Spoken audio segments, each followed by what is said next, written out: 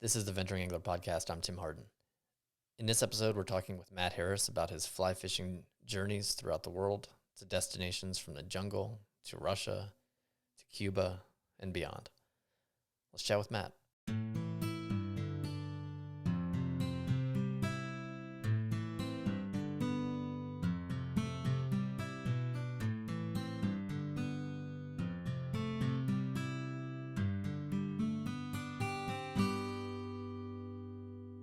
Okay, we're here at long last with Matt Harris. Welcome to the Venturing Angler Podcast. Hi, great to talk to you, Tim. So you've been on the radar of a lot of people for a long time. One of the reasons is you're always in great photos and you take great photos from some of the most exciting destinations all over the world. Uh, so I'm excited to chat with you about some of these places. And this is one of those conversations where, in many ways, I don't even know where to start. But first and foremost, thanks for coming on. Sure, thank you. We're on the phone right now. Where are you located?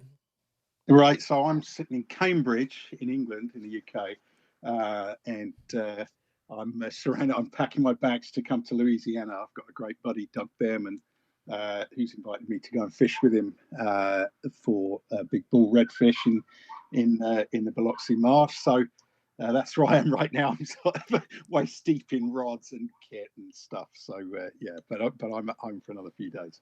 That's exciting and that's funny too. I mean, when I talk to some people who I know are many flights away and they say, their next destination is Louisiana or Texas, it always surprises me for a second because, people tend to forget what great fisheries are right in their backyard. Um, Yeah, absolutely, absolutely. Well, Doug's lucky because he lives in Tallahassee, so he's got Florida one way. He's got Apalachicola.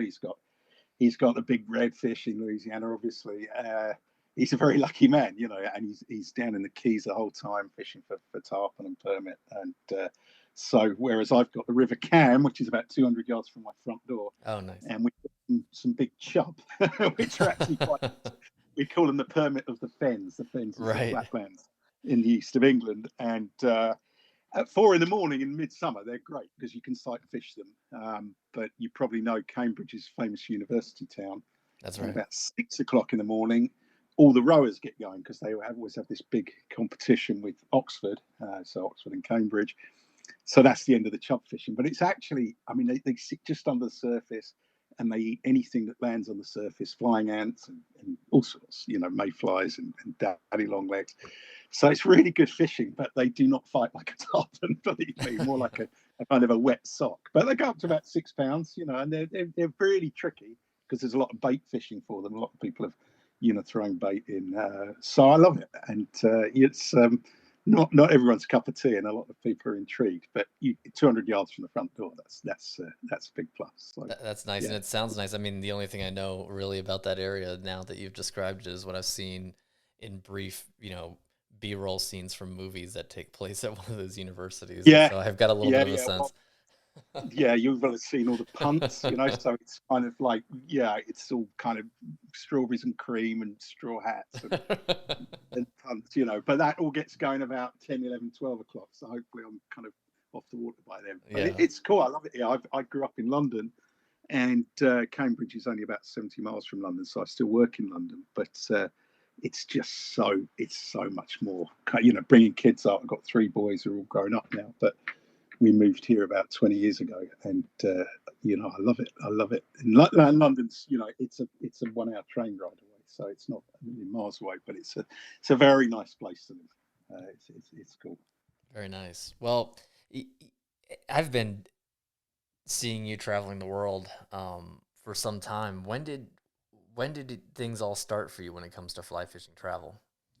Sure. So I'll tell you, it's. I'll try and keep it brief because it's quite a long story. But my other passion was soccer, so I love playing soccer, and when I had to have a hip replacement about 10 years ago, and I'm not ashamed to say I wept in the car when I left the surgery. I sat in the car and cried, and I can honestly say I would rather have been told I couldn't go fishing anymore than I couldn't play soccer anymore. But I played a lot of soccer, and I always had injuries, and one of the injuries that I had was a big tear of my ACL in my knee, and that was way back. That's like '99 maybe.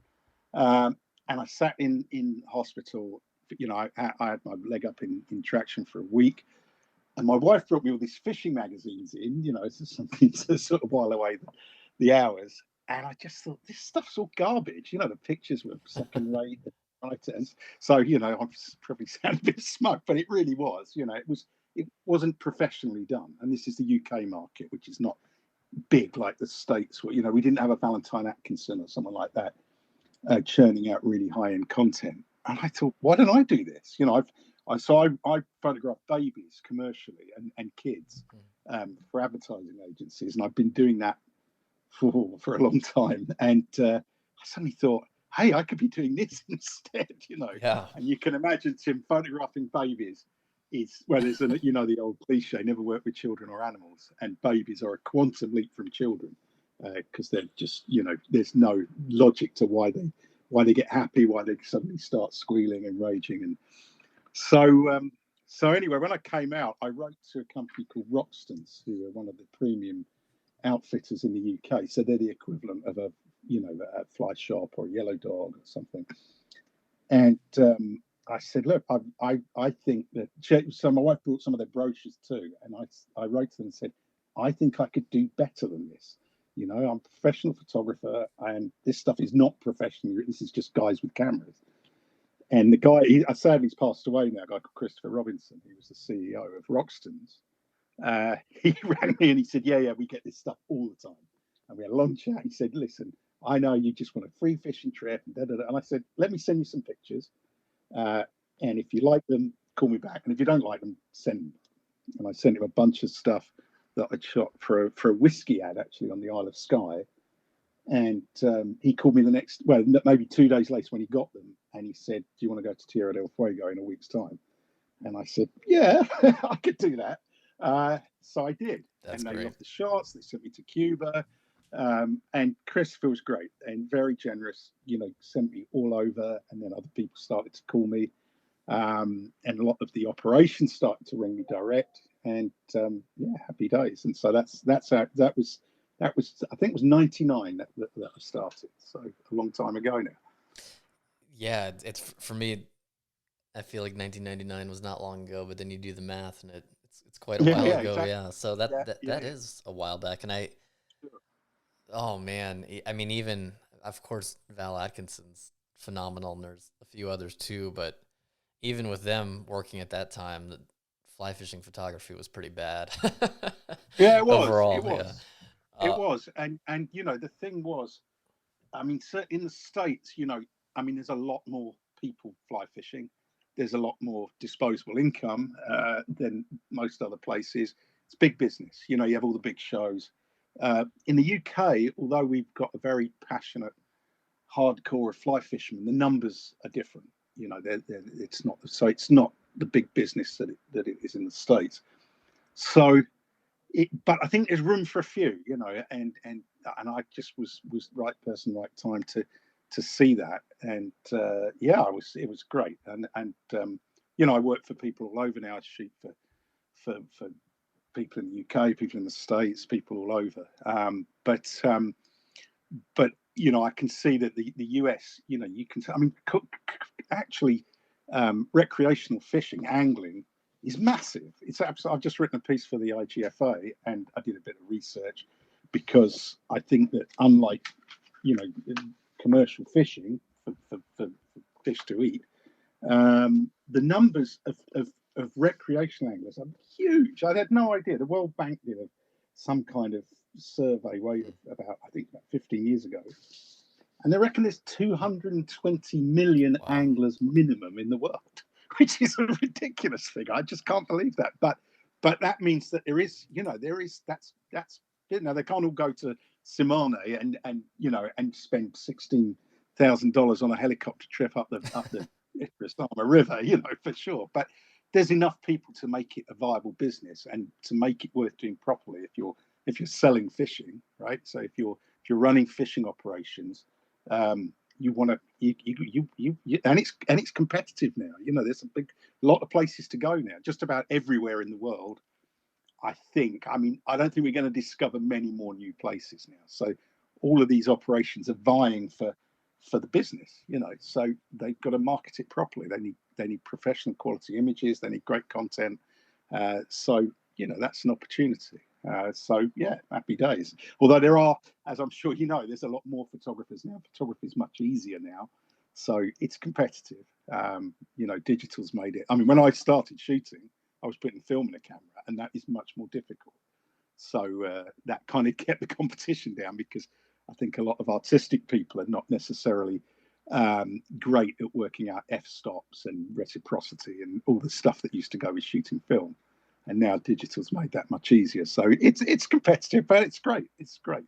There's plenty of people out there shooting stuff, but there's lots to shoot. So I think there's plenty to go at.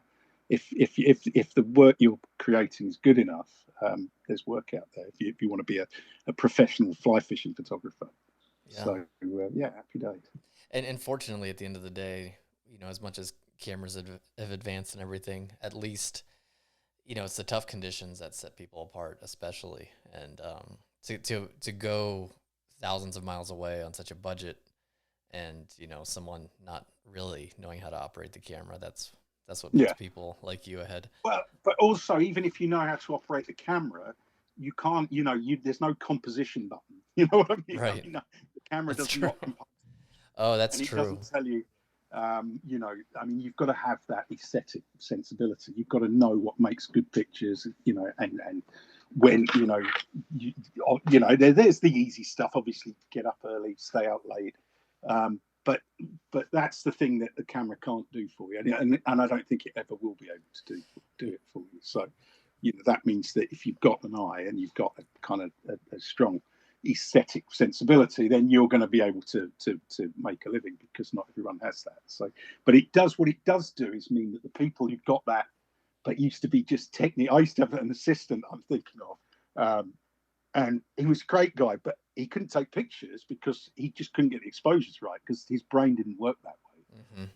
And he'd come back, so I think I got this great shot, and then it was 3 stops out, because you had to get it right with transparency film. You couldn't now. You kind of you move a few things around in Photoshop, and you can normally save things, unless you've really screwed up big time. You can normally drag out some shadow detail or whatever he's trying to do, but that's made it much more competitive, and a lot more people can do it. But as I say, the camera will never be. People often say, "What camera are you using?" As if it's the camera that's made that beautiful picture. It's your eye that makes the beautiful picture, and your brains, and being there at 4 a.m. or whatever it is that needs to be done. So no one ever says to. I was going to say, no one ever says to Picasso, "What sort of brushes are you using?" I'm not Picasso, but you take my point. No, you can't make that in a camera. Only the operator can make a picture. So that, and as long as you've got that sort of ability, and there's plenty of people who have, but as long as you've got that, then you've got something to sell. But you can have the best camera in the world, if you just don't understand composition and the decisive moment and all the stuff that you need to know.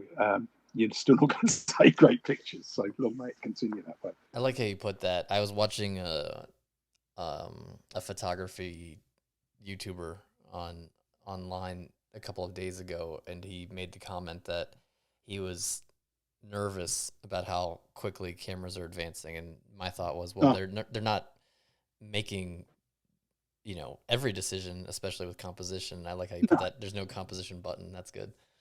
No, but why would you be nervous? Embrace it. You've got to embrace it. Right. You either embrace it or you die, right? You sink. I mean, it's like the guys who used to illuminate manuscripts. When the printing press came along, you better get with the program or you're out. Yeah.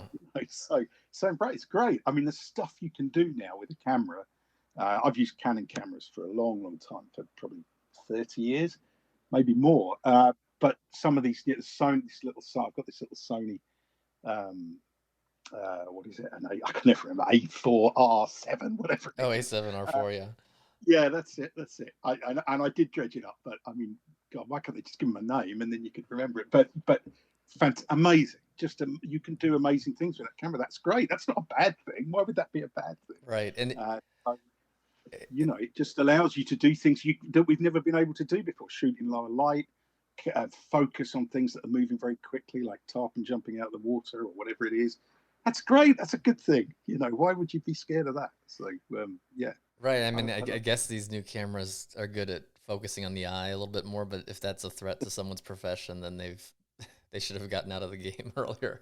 Well, yeah, they should. And that's not, you know, you shouldn't be getting paid because you can get the eye sharp. You know, that's the basics, right? I mean, I often put it in manual focus and just move in and out and get the eye sharp because you can see it sharp. But yeah, there's a lot more to it. I mean, if that's what you're good at, getting the eye sharp, then you know you really you got to have more than that in your locker than if you do it professionally. By the way, when you were joking about the names of these cameras, it occurred to me that particular camera, immediately upon releasing the A7R4, they redid it and had the A7R4A because they wanted to change the LCD screen, I think. That's right. Which I only know this because they were on sale around the holidays, and I'm like, what the hell's the A7R4A? Like, I never heard of this. Yeah. No, so my buddy Doug that I'm fishing for redfish with, we were out in Cuba in December. We had an amazing time, and it was so good to go back. See, obviously because of COVID, I mean, Cuba really has been locked down, and I hadn't been out to Cuba. I mean, I know I've been going out to Cuba for 20 years. I love it there. That was one of the first places that I went, and I know all those guys. You know, the guy I fish with, guides like Koki. He's one of the guides at Jardinus for 20 years. You know, more I think. It's just so nice to see them all again. And Doug pulls out this latest Loomis rod, and I'm not even going to attempt to tell you what. But it sounds like a sort of quadratic equation. It was a plus A. I can't remember. Yeah. But you know, I just think, what's wrong with the name? But great stuff. I mean, like cameras, the rods I shoot a lot for Hardy, which is obviously a British brand. The kit we're making now is amazing. You know, people used to say, 12-weight rod, and you think, oh no, 12 weight, it's like a broomstick, but not anymore. I mean, it just feels like a fishing rod, you know. So it's great. It's just so, and it's same as cameras. Just embrace it. Embrace what that allows you to do now. So you know, I was listening to Miller. So before we start this, we were chatting about the fact that I thought, I'll talk all about the jungle, and then I listened to my buddy Justin Miller talking all about the jungle on your podcast for about an hour and a half. And I thought, okay, thanks, Justin. That was all my material. But one of the things that stood out was that Miller was saying, we used 8 weights. I'm like, why the fuck would you use an 8 weight? Like, use a 12 weight for everything in the jungle because they're big and nasty and they try and get in the sticks. And a 12 weight doesn't weigh any. I mean, it depends who you are, sure.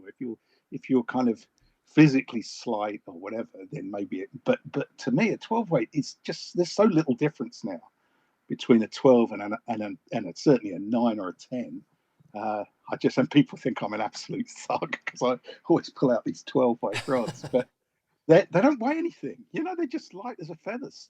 Even what we used to think of, you know, I've got old 12-weight Sage RPL XIs from way back, you know, with double handles and all that stuff, and they feel a little heavy. But the modern stuff is just, and like I say, it's just like cameras. Embrace it. How good is that? You know, don't kind of hanker after the bad old days. Yeah. I'm rambling about kit. No, that's I never even thought about that. That's a good point too, especially if you're already chucking heavy lines and flies. What's the difference really between going a little bit bigger, being able to fight the fish more? Yeah. Well, you can throw big flies, you know, and the jungle. My deal with the jungle. I mean, I love the jungle fishing, and I know Miller's covered it from back to front in that podcast, but I think it's the new frontier. You know, a lot of fisheries, you know, Atlantic salmon and steelhead, tragically, you know, there's so many things going against them now.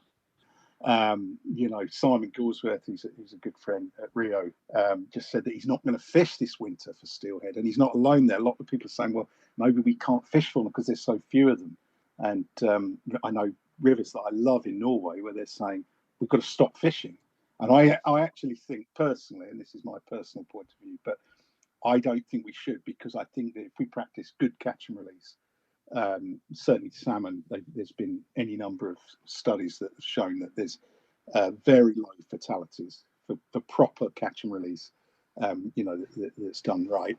And I think that we're guardians of the river. So if we're on the river, we make sure that anyone doing sort of nefarious things with True. nets or treble hooks with weights in them or spinning rods or whatever is not doing that. But as soon as we go away, I think people are going to come out from the bushes and do things, that are not going to be good for the fish. So I personally, and this is a personal point of view, but I think we should be on the river, fishing in a sustainable way with barbless single hooks and whatever it takes to do it right. But I think that, just as Justin was saying, it's great hearing Miller. He's just such a, like I was saying, just so enthusiastic and such a sort of bundle of positive energy. And the jungle's like the new frontier, and it's being done right. So I'm great friends with Rodrigo Salas and Marcelo Perez at Untamed Angling, and it's amazing what they've done. It's amazing, that pioneering spirit to go in the jungle, and they've had camps washed away. Pluma Camp was completely destroyed by flood. Just build it again. They just do it again. Or it wasn't Pluma, it was a Sunta camp. And I think that whereas the salmon fishing, is getting harder and harder to get, enough fish to really make it interesting, the jungle is just epic. I mean, there's just so much to do there. And as I say, Justin's spoken about it all already, but there's so many different things to do, and they've all got their different, peacocks are like these mad sort of mobsters, that love. I only fish topwater for them unless I really, they really don't want to know. There's a fly that I love called a pole dancer, and I'm really, really fed up because Umpqua have stopped making them. But 5.50 pole dancer is the most fun I think you can have with a fishing rod, really. Seeing that thing do that crazy zigzag across the surface, and big, like, in Rio Marie or Aguapoa. A friend of mine, Lance Ranger, owns Aguapoa in Roraima. Similarly great fishing. Or Colombia, Beto Mejia's young guy, very, very progressive, doing a lot of great things in Colombia. That fishing is epic, and until people do it, they don't know what they're missing. It's just so exhilarating. Not just peacocks, all the others, Payara, amazing fish, Arapaima. And as I say, Justin's told everyone all about it already. But this is something that is, it's not in decline in the way that, unfortunately, a lot of salmon fisheries are, a lot of steelhead fisheries are. And it's been done right. It's sustainable catch and release, barbless single hooks, etc. And it's just really exciting. And, I'd recommend anybody who's listening, thinking, oh, maybe I'll do this or that. There's a lot of other stuff to do. I love fishing all over, and give me a fishing rod, I'm happy. But think about the jungle. And a lot of people are scared of the jungle. They think that they're going to be attacked by, I don't know, a constrictor or some, or a pack of crazy Amerindians or who knows what, Right. The guy, all these guys are doing it right. They're befriending the local communities. They are,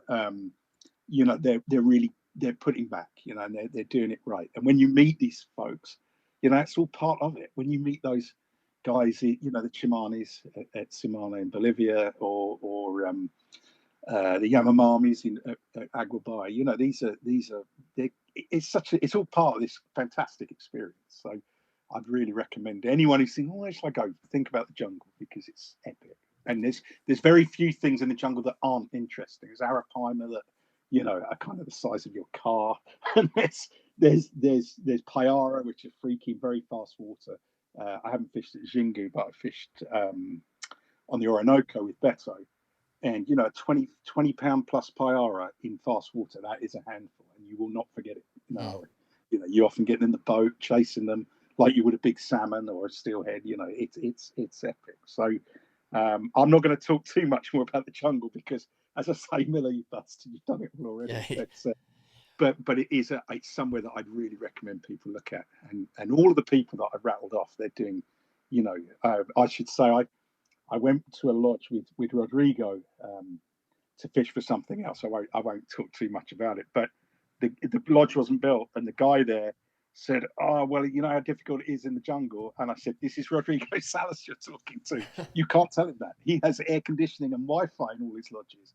Don't tell him it's difficult to do stuff in the jungle. You know, they're what they've done is remarkable, and as I say, they've done it right. They've involved the local communities, and they've done everything right. So they don't leave a footprint. You know, it's exactly how it should be done, and it's sustainable. And the fisheries, not, you know, those fisheries are as good now or better than they were when they started. And you can't say, you know, you think about Atlantic salmon fisheries, you think about, unfortunately, steelhead fisheries. Most of them are sadly in decline to the point where we're stopping fishing in Norway, in British Columbia. So, which is tragic, but at least there's some good fishing out there, which is what we need. So it's good, and hats off to them. I think they've done an amazing job. Yeah, and I've heard similar viewpoints to what you shared about, you know, about steelhead and salmon. People in the Northwest U.S. where some people were deciding to not fish for a little bit, maybe Yeah, give it a couple of years. Other people were heading up to BC to say goodbye. But yeah, yeah, hope, you know, yeah. there's still some hope, so we'll see what happens there. But I'm glad you did bring up the jungle because I think that's where I really first started becoming familiar with your work. I think you were one of the Sure. first couple of people to really start putting out really good photos from the jungle. In particular, I think I noticed it most with Rio Marie in Brazil. Um, Sure, sure. how did you, when and how did you make your way to the jungle? Well, I think that, I mean, the first time I went into the jungle was a long way back. I think about 2008, maybe 2009. I went to Agroboa, and so what happened was that Agroboa was run by a guy, a Czech guy, I think, who was very pioneering. You know, because that is right out in the backwoods. It's kind of halfway from Manaus to Boa Vista, which is up towards the Venezuelan border. Um, and Aguabar is great because there's big fish there. They're not as big as Mario, but there's some big fish there. And crucially, it's sight fishing. A lot of the time, you're sight fishing there. So it's a really epic fishery. Um, and the Czech guy, Jan, his name was very kind of pioneering, but had no entrepreneurial sensibilities whatsoever. So he didn't know how to market it. And I went up there when it was Thanksgiving, so you know that's probably a less than busy time because everyone's at home in the States, which is the main market for the jungle. So there's one other guy in the lodge. He was a lovely guy. I forgot his name now, Doug. And Doug spent most of his time on his sat phone apologising to his wife Oh, because it was her birthday as well as Thanksgiving. So he was really in the doghouse. And every night I'd come home and sit up with Carlos, who's still the lodge manager. Carlos Azevedo is a lovely guy. You know, and we just chat and drink caipirinhas and shoot the breeze. And poor old Doug would be there on his sat phones, sort of apologising again that's for funny. missing Thanksgiving and his wife's birthday. But the fishing, honestly, Tim, it was. I mean, it had no pressure then at all because it hadn't been marketed, which was my job. And that's when I first started using it. You know, I took every stick I had, so I had 8 weights, 9 weights, 10 weights. And the first morning we went out, and I went out with a lovely guy. He's not there anymore. A guide, I've forgotten his name, but he was great. And he said, he's cast under the tree. And I said, oh, I thought this was sight fishing. And I was on his case because that's how they build it, that you'd see everything. Right. And he said, just cast under the tree, will you? So I was all right, okay. So I cast this big streamer under the tree, and he didn't like the fly. So I got the fly, and he said, no, I don't like it. And I said, what, is it too big? It was like 3 or 4 inch streamer. And I said, too big? And he said, no, it's too small. And I thought, geez, that's quite a big fly. In back then, I thought of that as a big fly. I don't now. And there's stuff that we can do now with, fly tying is another thing that's come on a long way. Anyway, I chucked this fly under the tree, and a peacock came out, and it was about £10. And I actually, I'm wrong. The first time I went to the jungle was 2003 to a place called Tymasu down in the south, which was all very small but very beautiful peacocks, which are called Fogo, fire peacocks, which are beautiful. But the biggest one you're going to catch is about 8 or 9 pounds. And I caught a bunch of them, and I thought I'd done peacocks because I didn't know there were these freaky great big ones up in the North Amazon. So anyway, I get one about 10 pounds, and I said to the guy, "Wow, big fish," and he said, "No, he's not big, like this." And I thought, well, it looks pretty big to me. And I got it to the boat, and it was a good 10-pound peacock, which is a nice fish. And another one that was twice as big, that was a proper trophy, like a 20-pound fish, just came out of nowhere and T-boned it. So it grabbed it side on and swam away with it. And I'm still attached to it. And the guy says, "He's big." I was laughing. I was in shock. I mean, this thing was huge. And anyway, then he let go, and we got this poor 10-pound fish in, and he was pretty shaken up. And the guide, I thought, wow, because the guy didn't even want to photograph it. He said, no, you don't want to photograph this. And I was like, Jesus, that's like the biggest peacock, bigger than anything I saw at Tymasu. So he said, "Oh, if you want." So we photographed it, and then we got the flies out. And I, by chance, just before I left, I put a big wallet of giant trevally flies that we used at Cosmoledo a couple of years before. I mean, big flies, like 10-inch flashy profiles and big stuff. And he just fell on them. He was in raptures. He was like, "Wow, this is what we need." So, and I never imagined you'd fish them in fresh water for anything. But anyway, we tied one of those on, and we just took the place to pieces. I mean, it was, and you saw them all. So we 20 minutes later, we went into a lagoon. There was an 18-pound fish. Wow. And I know it was an 18. You know why I know it was an 18-pound fish? I put that fly in front of it, and he pushed his buddy. He was probably about 16 pounds out of the way, and he ate it. We got it in, and Beto was just not Beto. Well, I've forgotten his name. He was in heaven, and it never stopped. The action was just nuts. And it's still, Agrabah is still an epic fishery. It's a brilliant fishery. Gin clear water, which is rare in the Amazon. As I say, I mean, I had 2 20-pounders that week, and that is, as Justin said last time, that's the bar, right? 20 pounds is the bar for peacocks. Yeah. And I had 2 20-pounders, and the guides were just, they were so excited.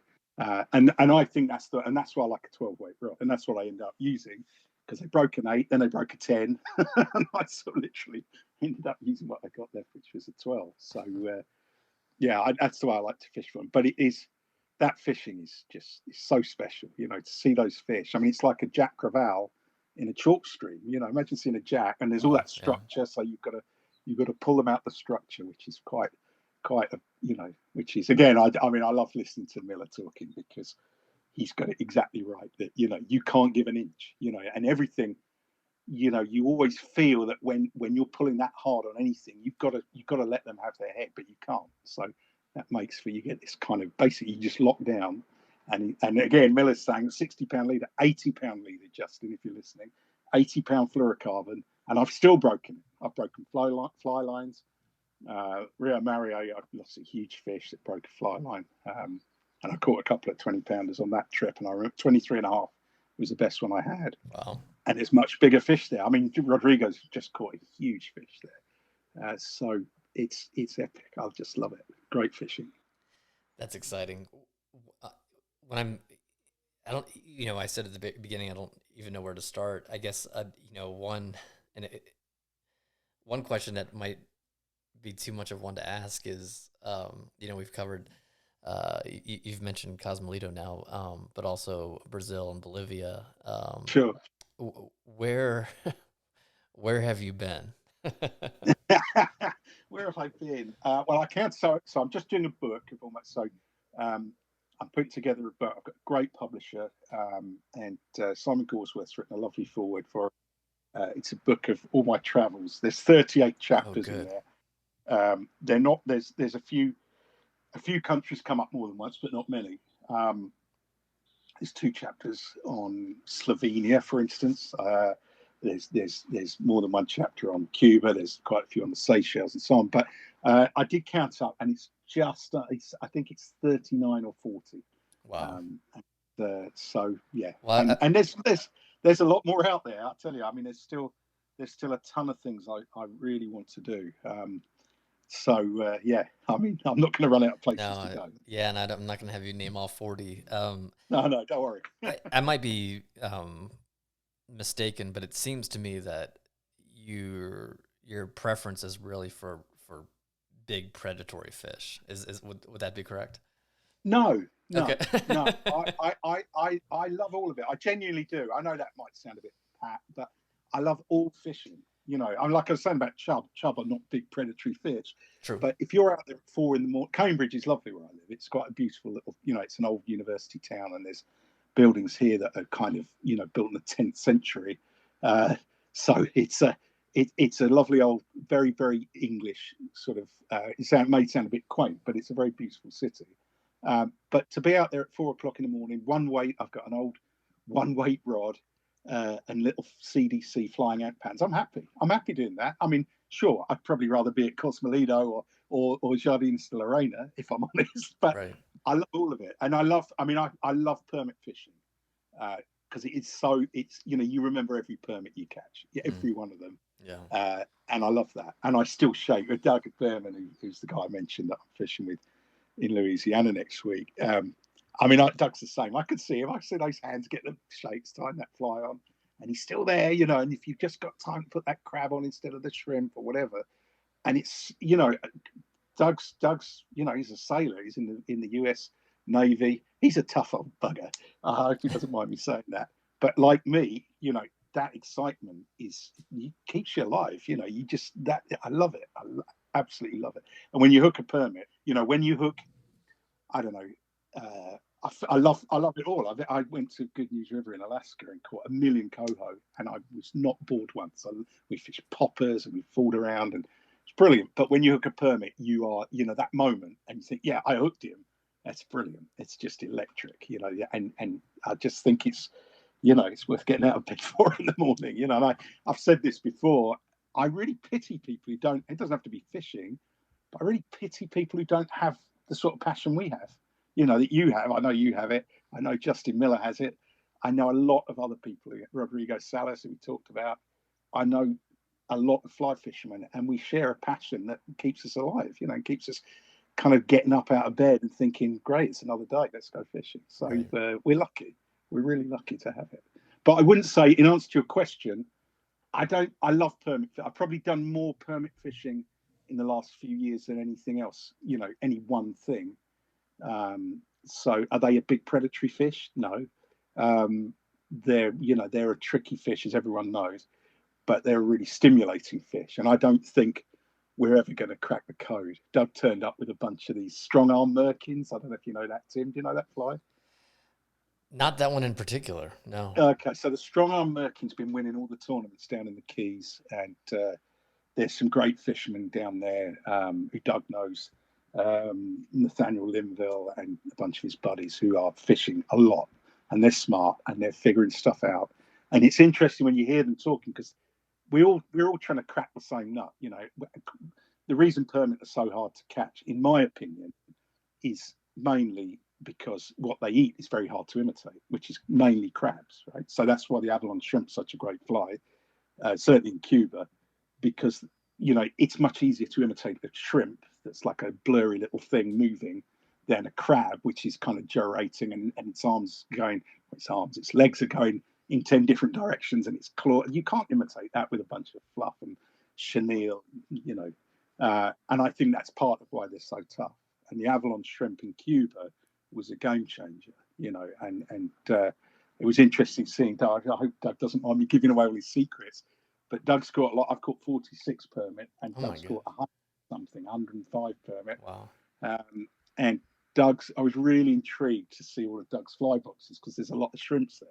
You know, it's not all crab patterns, but I love this. You know, it's mad. What are we doing? It's a crazy thing to be noodling around, you know, trying to figure out how to make a certain fish eat a load of fluff and feathers when there's, you know, stuff going on in the world that probably is more important. But I love it. It's so stimulating and it's so cerebral, you know, to try and figure these things out. And it really is a vehicle to take you to great places and to meet wonderful people. You know, I was saying to a friend of mine the other day, who'd have ever thought that I would know a guy who grew up catching turtles on the south coast of Cuba to eat. You know, he's a subsistence turtle farmer or hunter. He wasn't a farmer, he's a turtle hunter. He was a lobster fisherman, and he's a great mate of mine. And I love that, you know, that I know people in northern Russia who grew up in the backwoods of the Kola Peninsula, you know, and they're good friends. So all of this stuff, really, it's not just the fishing. It's the places it takes you, and it's all these crazy people that you meet. So, you know, that's what I love about it. It's the adventures. You know, the fishing's great, and you know, the fishing. You need the fishing to hang everything on, but the people I've met, you know, all these different crazy characters. I met a guy, I'm trying to Jan up in Good News River, mad. He was absolutely batshit crazy, this guy, but such a lovely guy, you know. And he grew up on the other side of the world from me, in a little town on the you know, way out in the backwoods of Alaska. And I like to think he's a friend, you know, and that goes for a lot of these. But you know, the guides at Agua Boa. You know, every year the owner, Lance Ranger, who's another crazy character, invites me and a few friends out there to fish, and they're old friends, you know, and they're Yanomami Indians, you know. That's great. That's one of the privileges of, you know, any of us who are lucky to do this stuff. That's one of the privileges, is meeting people from, you know, from far and wide, and you realise we all love fishing, you know. We're all mad about it. So it's cool. It's like a sort of brotherhood that keeps us all together. So it's great. When you were talking about the permit, I couldn't help but wonder where in the world you have fished for a permit. Well, I've only fished in Cuba, and there's, I mean, that's really because I started going to Cuba in 2000, and then it was, you know, I mean, folks from the States couldn't go there then, which meant, you know, I guess probably somewhere north of 80% of saltwater fly fishermen are from the States. I'm guessing that. I don't know that for certain, but I guess it's 80, might be 90+%. And when you take them all out of the equation, then there's a lot less pressure on the Cuban fishery than there was in Mexico or Belize or whatever. I used to fish with a guy, Koki, who's a wonderful little guy. He's a wizard. He really taught me how to fish in salt water. And he's a fiery little bugger. Anyone who's listening who knows Koki will know. I mean, Andy Mill, I've been very lucky to fish with Andy and Nicky Mill, and they know Koki, and they know, it doesn't matter who you are. You can be Andy Mill, you can be Doug Behrman. You know, he's still going to bark at you if you don't put that fly. You know, he's still going to rage at you like it's your first day with a fishing rod in your hand. But I love Koki to bits. I just love him. He's such a passionate little guy. He's the guy I was talking about, the turtle, you know, grew up catching turtles to eat and lobsters and what have you. And we started bone fishing. You know, I caught my first bonefish with Koki, and then I caught my first tarpon, and he kept saying, "You've got to try for a permit." And it took a long time to catch them, you know, to catch one. And I can remember, and I actually got my first permit with his kind of arch rival, Bembo, who's also a fantastic guy. And I just loved it. And you know, there's plenty of other places to catch permits, you know. But I love Cuba. I love the people. I love the vibe there. I think it's still very pristine. You know, Jardines de la Reina is, you know, if you go to Jardines, I can't really, apart from the odd flip flop on the beach, it's pretty much like how it was when Columbus. So second place Columbus landed was Cuba, and Jardines de la Reina, so Gardens of the Queen's, named for Isabella of Castile, who was the Queen of Spain, and I think it probably looked just about the same, apart from the odd flip flop, as I say, and there aren't many. That's washed up on the beach, and I love that. You know, whereas if you go to the Keys, so I fish with Andy and Nicky Mill, and it's it's an education, it's a privilege to fish with both of them, not just Andy. Nicky's a brilliant fisherman, and you can't move. I mean, you can't move because if you move, you lost your spot, and there's people everywhere. And the Keys is an amazing fishery. It's an amazing fishery. I mean, I can remember Nicky, who's young and smart. He was counting the fish one day. We were up at Vaca Key, on a tip from Dustin Half, and I've never seen so many tarpon anywhere. We must have seen 2,000. Well, Nicky reckoned 2,000 tarpon in a day. Just strings of, hundreds of fish. So that's great. But go to Cuba, the fish aren't big, but there's a ton of them, and they're dumb as rocks, which I like because it's like the antidote to the permit fishing. and it's just so pristine. It's so special, and the permit fishing is, it's probably not the best, numbers wise. I hear Mexico. Doug says got to see Mexico, but it's just, I love it. I love the fact that I know it. I know, every time we go down towards the West End, I rattle off the keys, and the guides say, no, that's such and such, But I love the fact I've been there. I've definitely been there more than any other fishery to Jardines Lorena. And it is, I don't want to tell anyone how good it is, because they'll be there next time, Right. blocking it up. But it is a really special place, and like I say, not just the fishery, but the people there are wonderful. And Cuba's got a lot of other good fisheries. It's got Cayo Largo, it's got Cayo Cruz on the north coast, where I've seen huge permit and caught more permit actually than Jardines. And it's just a great place. The whole culture is very cool. I know there's been a few disputes with your country, but it's just a great place. It's got such a great vibe about it. So I'd recommend it to anyone. When I think about when you think about all the places that you've been, is there a place in particular that might be your favorite, or one that you just cannot wait to get back to? Uh, well, as I said, I love Jardines Lorena. I got to say, I hate to have a favourite. I hate to have Right. a favourite anything. Favourite one's the next one, or the last one, or both. Louisiana. I just, yeah, exactly. And Doug. I mean, well, he doesn't have to say a word. He just shows me pictures. He fishes with a guide who I don't know the guy, Jason. Doug's going to kick me if he's listening, because I should know the guy's name, but he's a legend down there, and Doug's smart and he gets the right guides. Um, and he just shows me pictures of these huge bull reds and some video of sight fishing for big fish. And I've never been to Louisiana. I've never been to New Orleans, so I'm excited to get down there. And fingers crossed, if the weather's good, hopefully we'll at least get some shots of these. And they're big fish. I'm talking about 40-pound redfish. Right. That is enough. I mean, why wouldn't you want to do that? But yeah, I mean, so just before Christmas, I fished with a great friend of mine called Rock Lustrick in Slovenia for hooken. Do you know hooken, Tim? No, I don't know what that is. Hooken. So hooken is basically is a European taimen. So taimen in Mongolia is Hucho taimen, and hooken is Hucho Hucho. So and they look very, very similar. Um, and once long ago, before we polluted the Danube, which is their watercourse, hooken grew as big as taimen. Maybe not the ones that Ilya Chervovitz is catching out in Khabarovsk, but big. I mean, really big. And they're coming back, and it's great. So we caught in a week. We caught 6, and I would say hooken fishing is up there with permit fishing. It's tough. You see them, but there's people fishing for them. They're like a big trout, just like a taimen. If you know taimen, they're kind of a more, taimen tend to be brown, a browner shade, whereas hooken are this beautiful slate grey with these very subtle kind of iridescent pinks and very subtle lavender kind of purpley colours going on, but beautiful. They're like a big, lean, long trout.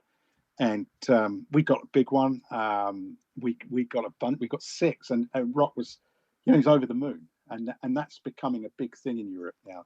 It's tough. I mean, it's really tough. It's like big flies, heavy lines, not much room to backcast a lot of the time, so it's tricky. I'd really like to see it be fly only, and with fly rods to preserve it, because there's still a big spinning culture down in southeastern Europe. So it's Slovenia, Austria, Croatia, I think. But a great fishery, and like I say, that what's my favourite fish right now? Well, probably hooken were amazing. I loved it. So that's really, but it's really inspiring to see that the Slovenian government, are looking after their river right now in the UK. I'm sure you probably know we've got this. Well, I'm not going to pull my punches. We've got an absolute charlatan of a prime minister who's been doing things while everyone else is kind of not seeing their loved ones, or when they're dying in hospital. Our prime minister's been having a party, and Yeah. and all that stuff, and a load of other stuff.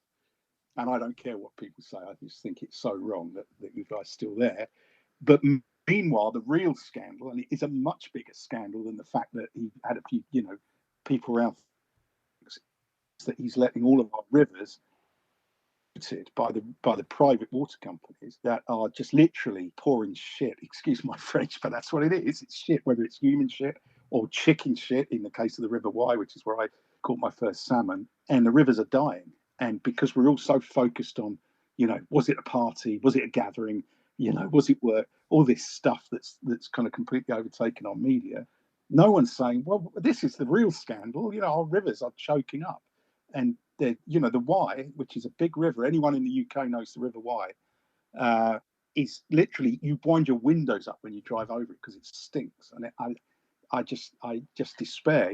And this is the UK. This is not kind of some banana republic. It's a scandal. And meanwhile, in Slovenia, these big, beautiful big predators are coming back because they're looking after it and they're doing it right. They've got some hatcheries going on, so they're artificially encouraging the sort of reproduction for the fish. But it's great to see, and I'd really like our government to take a look and think, oh yeah, that's what we should be doing. But yeah, unfortunately, that's not happening right now. So it's quite any fisherman in the UK will tell you that our rivers, I grew up fishing on the River Kennet, which is, was a beautiful chalk stream with, ranunculus weeds, clean water, gravel. And now it looks like gravy. It's horrible. And the trout are dying. Everything's dying. So sorry, I've got something on all really. No, that's important. You can tell it makes me really, really angry because the fishing's so good for so many people. It's, as a recreation, it's great for our mental health. I think COVID has shown that, people actually do want to be outside. And I think if anything good's come out of COVID, it's people have started to appreciate how important the outside is, Right. And a lot of my kids, they're all in their 20s now, but they don't want to be on that Xbox anymore. They want to go outside because they were told they couldn't go outside. And I want to see people fishing for their mental health, and also so they look after the environment because we're all stakeholders. But if there's no fish, which is going to be the situation in a lot of rivers in the UK very, very quickly, then they're not going to go fishing, and then we lose it all. And same in Norway, we've got all the issues, I'm sure with salmon farms that are just being allowed to proliferate, and the sea lice. You probably know the issue with the sea lice, that because they're in the salmon farms, they don't never go into completely fresh water, so they don't die. So there's an artificial proliferation of sea lice, and they're not only are they making they're spreading disease amongst the farm fish. So farm fish are disgusting. I'd never eat a farmed salmon. But they're also, those same lice are jumping on the smolts as they go out to sea and killing them, and they're also jumping on the fish when they come back. And you catch a salmon that should maybe have 1 or 2 sea lice on it. It's got 30 sea lice on it. Full of disease. They're like super lice because they've got all the diseases from the cages. So. And we just got to, Norway's a high wage economy. It's a, kind of first world country with a lot of commodities and a lot of money, and they're letting it happen. And it just, despair, I really do. I love, why you ask what my favorite fishing is? I love permit fishing. I love fishing for big brown trout in anywhere you can see them, New Zealand, Iceland. But I love swinging flies for Atlantic salmon and steelhead. And, more and more you think, well, where am I going to do that? I fish on the river called the Risa, Tim, in northern Norway, and it's so beautiful. I can't tell you. It's probably the most beautiful river that I've ever been to anywhere. There's a few other places that would maybe compete with that, but the numbers they've still got catch and kill there. The locals say that catch and release doesn't work when it's been scientifically proven that it does. There's any number of studies that show categorically. There was a study in Ireland about maybe 10 years ago. So it's a 98% spawning rate. All the tagged fish except one survived to spawning. So it does. So if anyone's listening and says, they die anyway, they don't. It's scientifically proven. That's not the only study. Panoy up in Russia, Ilias fishery in Russia, they've done studies. Catch and release done right, done properly, works. And the thing is, people say, well, it's not us. It isn't us that are killing the fish, but we can't really ask other people to stop killing them, like spin fishermen or like guys who've been netting for generations, like they do in Norway. If we kill them, you can't look someone in the eye and say, I want you to stop killing them so I can kill them. That's not, that's not a sustainable argument.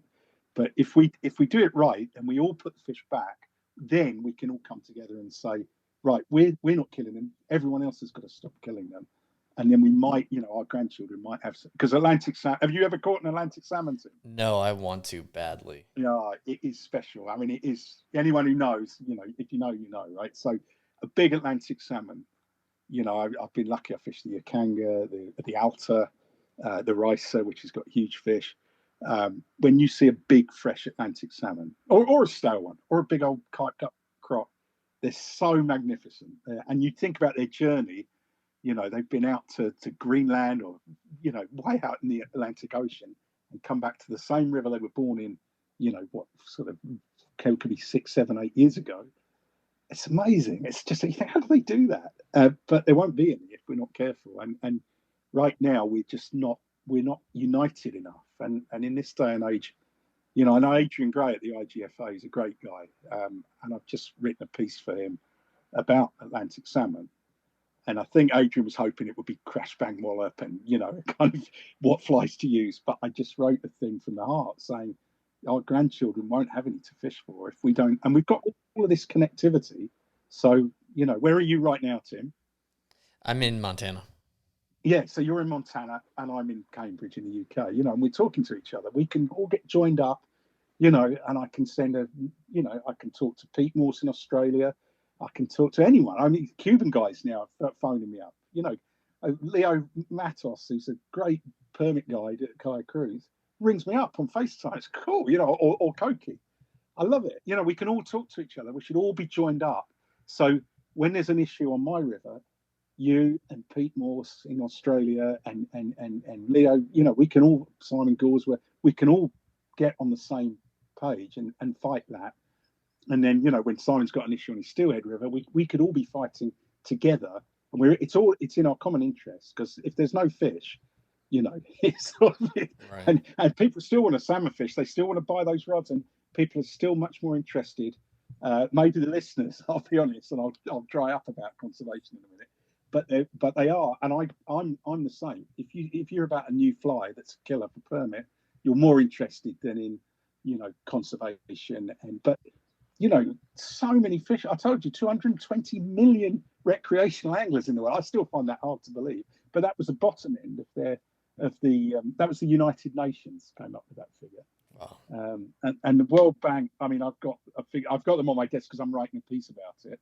The World Bank reckon that we spent $190 billion annually, and that was in 2007. So had a bit for inflation. Right. That's what recreational anglers spend. That's a lot of money, and if it's sustainable, that's great for everyone, right? That's great for every community where they're doing it. So I think we've got to. I know it's a bit dry, and listen, we'll stop talking about it in a minute, but we need to all get together and make a noise, because if you saw what's going on in the UK, it's just, and this is the UK. This is not the Congo, or you know what I'm saying. I mean, I find it astonishing that we're not more angry about it. And I know all about the Pebble Mine, which thankfully has been sort of kicked into the long grass at least. But we've got to stop all this shit from happening and fight together, and get under the if you get under the umbrella of something like the IGFA, so we're all in it together. So when there's a petition to sign, when there's a noise to make, we should all be making it.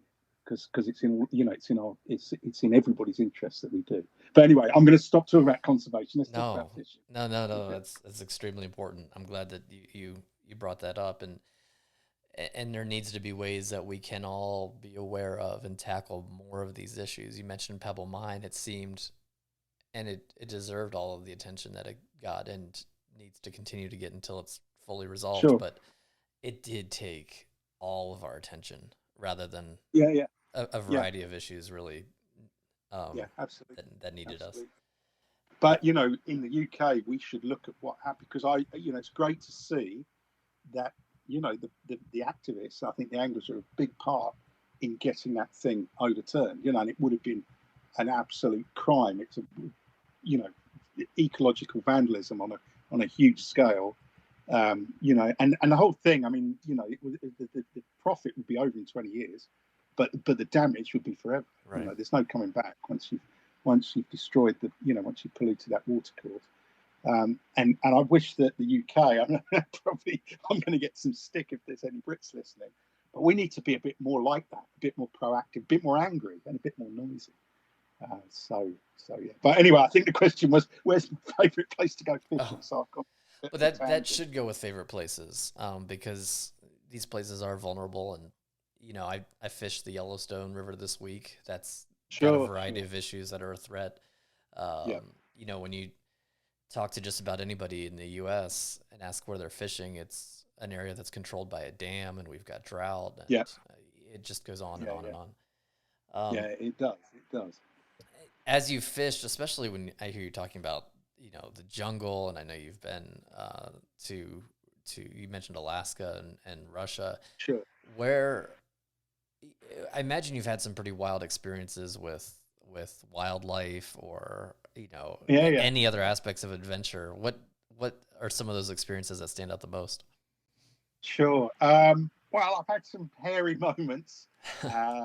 So I was fishing with a guy, Stas Gorbanov, who's a lovely guy, really lovely man who owns, or part owns, I think, the Varzina fishery, which is a fantastic Atlantic salmon river on the Kola Peninsula. And we were attacked by some bees, or I'm not sure if they were bees or wasps, but they were really big.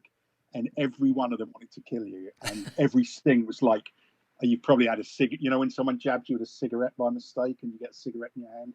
Yeah. That's what it felt like, but about 10 at once. And we had to. So what happened was we were fishing in the jungle. And I don't want to scare everyone off the jungle, but because this is the only bad thing that's ever happened to me in the jungle. Most of it is kind of disappointingly benign. And it's not, you think, I thought it was supposed to be scary in the jungle. And this is the only time that anything really serious has happened. But there was a really bad rainstorm when we were fishing, and I jumped out of the boat and onto dry land to take a pee. And I took a pee, and then I was about to get on the boat, and I put my hand against a tree to steady myself as I got on the boat. And in that tree was a nest, and I don't know to this day if they were wasps or bees, but in putting my hand on this is the wilds, right? So there's no signs up, or you know what I mean. I mean, there's no fence around that tree. And I put my hand on the tree trunk, and it shook the nest. And I went to get back in the boat, and suddenly everyone was whacking each other, whacking themselves, and it was like comedy. I was like, "What's going on?" And then I got one on the back of my neck, and it just felt like someone put a cigarette out on the back of your neck. It was agony, absolute agony. And then there was another one, and then Zazinho, who was the head guide. So a few people know who he is and where I am, but I don't want to scare people away. He just pointed in the water, and the next thing we just all, and I was the last one to do it. Everyone else was suddenly in the water and under the boat. Oh my gosh! Hit with the winning team, and I jumped in the water, and we literally towed the boat across this lagoon underwater. But every time you came up for air, they were following us. They really wanted to kill us, and you got stung, and I mean really stung, like not like a wasp in the UK. I'm talking about a serious sting.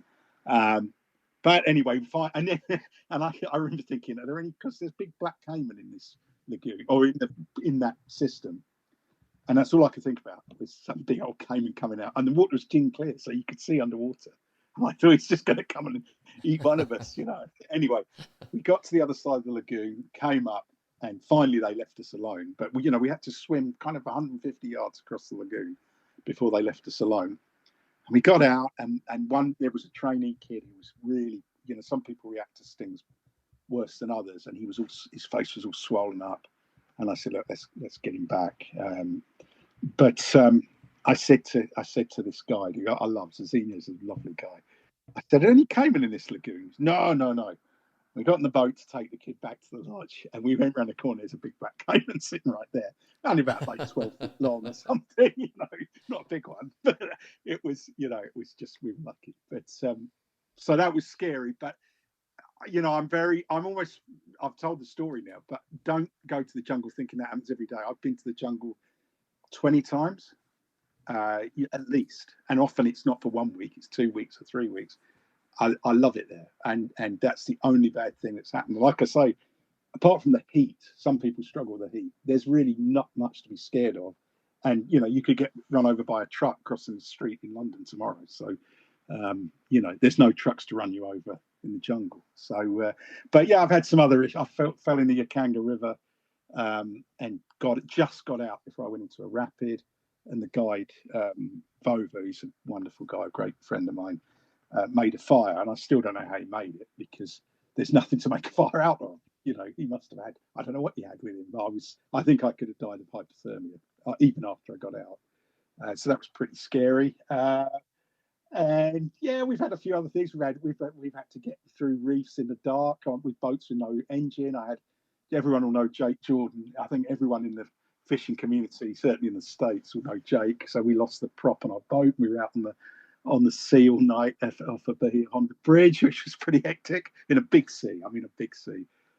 But we're still here. And if Jake's listening, I want to say hi to him because he's a great guy. So yeah, a few things, but mainly good times. You know, just good times.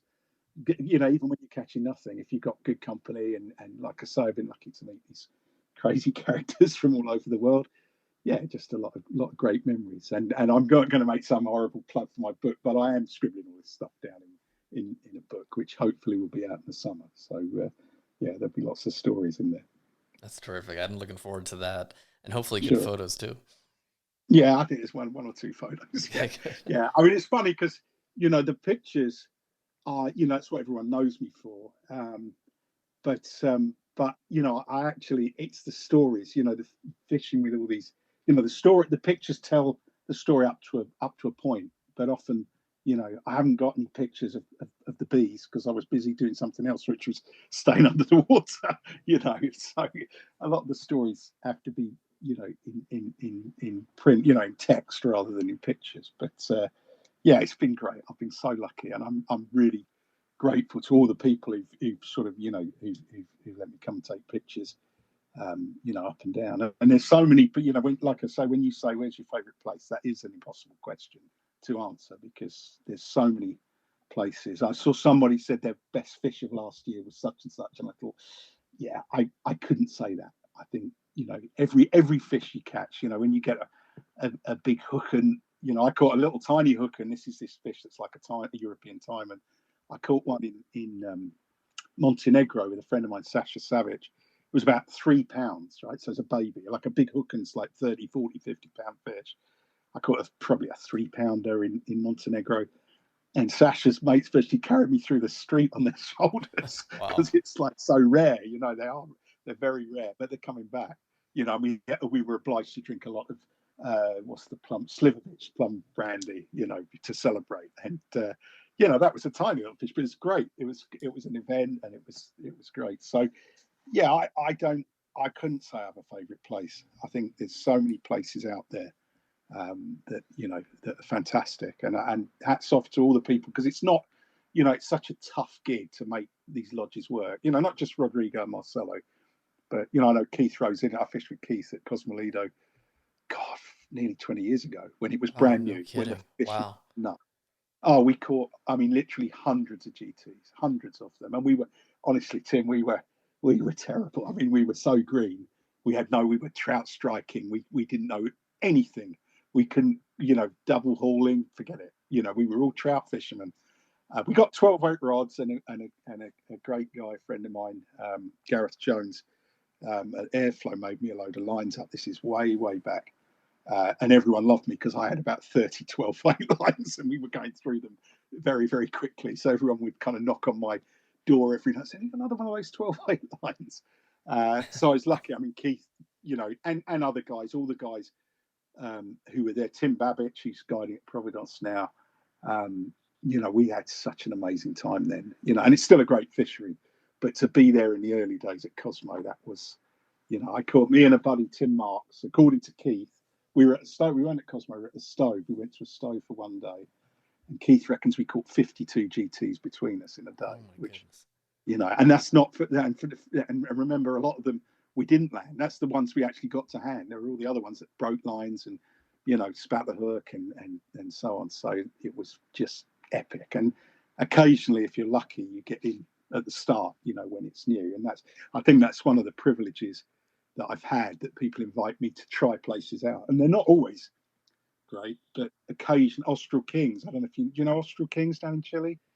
You know that fishery? Yeah, from videos, those Yeah. amazing videos. The first year we went there, I didn't know what to expect, and I met the guy Derek. So I turned up in Puerto Montt, and there's a guy Derek Barber, a bunch of them, but Derek was about the only sober one. The rest of them were bright drunk, and I, oh man, and they all welcomed me into the circle. And I said, "So how's the fishing?" And it was just a bunch of babbling crazies all trying to compete with each other. And one guy just said, "Derek, show him the pictures." And Derek was sober and articulate and still sitting upright, Right. And he showed me a picture of a 49-pound chrome Chinook on fly, and I just thought that is, I said, I want to go now. I'm not going to sleep tonight. And the fishing was amazing, and it's had its ups and downs since then. It's those fish aren't indigenous to Chile, Tim. Yeah. So they're kind of very young in the ecosystem. So I don't know if it's true, but someone told me that Pinochet, who was an absolute bastard, as I'm sure you know, Yeah. but probably the only good thing that Pinochet did was to introduce Chinook into those rivers, and they've just proliferated like wildfire. And the guys who set it up, the Tricino brothers, who are great guys, good friends of mine, they found that. I mean, this was remote as hell, but they found it as a great fly fishery. And since then, the numbers have gone up and down. But I spoke to Nico and Alex a few months ago, and they said they're coming back again in good numbers this year. So hopefully that fishery will come back, and it'll kind of set, because it's, like I say, it's a young fishery, but that's an epic place. I mean, the scenery, the fish, you get into a big. I played a Chinook there. We weighed at 38 pounds, Wow. and there was a fish that was horsing around with it that was twice as big, literally twice as big. And the locals said, "Oh, you're not catching the big ones." They were taking the piss out of us, And I'm like, "I just caught a 38-pound Chinook." That's a baby. And they were fishing with spinning rods, and rods like a broomstick. But I hope that fishery comes back. I know people say, "Oh, it's artificial." Well, so's New Zealand, so's Tierra del Fuego. So's half the fisheries So I is can think of. every brown Yeah, trout in the U.S. and exactly. So I just kind of, I want people to know that. I had a big argument with a guy who didn't know that the Tierra del Fuego brown trout came from a guy from Scotland who brought, had them shipped. The eggs were shipped in Mars, John Goodall. He was like, "Oh, I thought they lived here," and I was like, "No, they're further down the track. They've been here for maybe best part of a century, whereas the Chinook have only been here for, maybe half a century. But it's kind of, what's the difference?" So I don't like that snobby sort of snooty thing, And those Chinook are those Chilean Chinook. You hook one of those in the tail of a pool. I've got a great mate, Nico Yeti, we call him. He's a wonderful guy, and we fit. There was one place I really wanted to fish. I normally don't like fishing out of a boat, but I said, let's go and fish that tail out of a boat. And we did, and we hooked a great fish, which is not 32-pound fish, which, believe me, there is like, doesn't even kind of make the papers. It's like, oh, so what, it's like a run-of-the-mill Chinook. But a 32-pound chrome Chinook in the tail of a big heavy river, going through a pool, and we had to chase it down through the rapid. It's epic. So I really hope that fishery comes back, because that is a favourite. And as I say, it's had its ups and downs since, but the first year there was amazing. Like Cosmo, it's just a privilege to be there in the early days. Providence, I went to Providence when it was brand new, and it was absolutely, that's a world class fishery, and it still is. But then, geez, it was like no one had fished it. There were just dumb fish everywhere. You literally didn't know which one to fish for first. Big bonefish, jeets, bumpies, who we didn't know how to catch them then. Keith and these guys have figured that out since. But epic fishing. So I don't have a favourite. Is the answer. That's too much goodness to choose from. And in a similar way, and maybe you've been to so many places, are there bucket list destinations that you've not been to yet? Yeah, there definitely is. So a mate of mine, you'll know Jacko Lucas. Yeah. So Jacko went to a place called Magdalena Bay. Again, I hate telling everyone, but I'm going to tell everyone. So Magdalena Bay is it's kind of on the ocean side of the Baja, and they're catching free. There's some young guys, really cool guys, So it's the middle of nowhere. It's very hard to get in and out where this place is. But some American guys, young guys, went down there and made it work. And there are free swimming sailfish that you can cast to with a fly rod. Wow. Big bait balls, and and marlin. Marlin's what I'm trying to say. There's a ton of sailfish, but there's kind of the sort of size that are doable with a fly rod. So I'm talking about 100 pounds or so. That's something I really want to do, and I always agree with him. I was coming back, funnily enough, from Cuba, and I was feeling really smug. I had a great time and seeing a bunch of buddies. I caught 3 Grand Slams. Doug and I caught 4 Grand Slams in 2.5 days, so we were pretty pleased with ourselves. And then I saw Jack over these sailfish, and I think, bastard, that just looks so cool, And hats off to the guys. I can't remember their names, but people will find them. Hats off to them, because that's what I love to see, that when people make these fisheries work, and they get the logistics figured out, and that takes a lot of passion and a lot of hard work and a lot of risk, because for every operation like Simane or Cosmoledo, there's a lot of places that don't pan out for lots of different reasons. Logistics are impossible. There's one place that I love called, you heard of Tapam, Tim? Is that in Central America? Yeah, Tapam's in Nicaragua. Yeah. And a friend of mine, Daniel Goss, and another guy, Jan Back Christensen. So Jan and I were both friends with Jack Charlton, who designed the Mako reels. Jack's not with us anymore, sadly. But Jack, I never got to meet Jack. I only spoke to Jack on the phone many times, and he invited me to fish in Guatemala at Casa Vieja, which is a world-class fishery, by the way. And then he died. And Judy Charlton, his wife, phoned me and said, come anyway. And I met Jake Jordan and a bunch of his friends. We had a great time and kind of remembered Jack. But Jan was part of the kind of Charlton team, and him and his buddy Daniel found this fishery, Tapam, and they, in my opinion, they stupidly called it Tapam in the film, and then people started Googling what is Tapam. Well, Tapam's the Nicaraguan mosquito Indian word for tarpon, and suddenly everyone knew where it was. And I wonder if maybe Daniel and Jan on another day might not have done that, and may still have had it to themselves. But anyway, people started going down there. I was asked to go down there and check it out, and it's tough fishing. Tarpon, when tarpon are not feeding, they're about the toughest fish there is to catch. But when they are feeding, and they eat mullet. A mullet. You catch one of those mullet, you'd be pleased. There's like 3, 4, 5 pound mullet, and if you're there when the tide changes, especially dawn and dusk, dawn, best fish I've ever caught in my life. I can tell you my favourite fish that I've ever caught is the tarpon I caught at Tapam, which was, I hooked at 5 o'clock in the morning and I landed it at 7:05 in the morning. So, and I can get a tarpon in. Andy Mill, he's a great teacher. I know what to do I can get a Cuban tarpon in the boat 10 to 15 minutes. I reckon I can kill a 100-pound fish, not kill it, put it boat side in 15, 20 minutes. That thing in 30 feet of fast flowing water, I'll never forget it. And it went from being dark to being dawn to being bright sunshine, pouring with rain 3 times, and by 7:05 we got it to the boat, and it was just, I don't know how much it would have weighed, but it was a big old fish. So I'll never forget that fish. That was a great fish. But now, at the minute, Tapam is kind of shut. So hopefully it'll come back. But that's a place. That is an amazing. When you see the tarpon eating those mullet, the mullet come out. The mullet go 8 feet in the air, and you see the mullet first, and then it's tarpon the size of your car. I can't imagine that. It's epic. It's epic. And the thing is, if they eat the mullet, they're done. I think. This is only my kind of 2 pence on it, but if they eat the mullet are so big, I think they're like a crocodile. When a croc eats a gazelle or a wildebeest, they're kind of done for a few days, right. Maybe a month. I don't know. But if they miss it, that's your moment. That's your moment. Because if they're all revved up and they're looking for that mullet, and if you put your fly in front of it and you make it look like it's a living thing, they'll eat it. And when you see a fish, people told me that fish is over 200 pounds. I don't think it was. A lot of people said 160, maybe 180. It's it's an incredibly deep fish. And it's the last chapter in my book. I've literally just finished the last chapter in the book.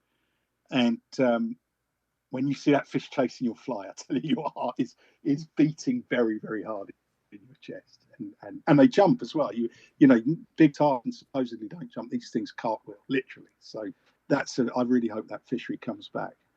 Fingers crossed. So it's I mean, and they're long. I mean, literally long hours, long days with nothing. You know, and you can go to Costa Rica. There's a lot of great lodges in Costa Rica where you can catch them, but this is when it's on, you're sight casting to big feeding fish, which is, you know, you can't ask more than that. So fingers crossed that's going to come back. Yeah, and is that fishing? I'm only mostly familiar with the film. Is that really truly fishing out of float tubes? No, we didn't fish out of tubes. I mean, I've always, I mean, that place is very close to the sea.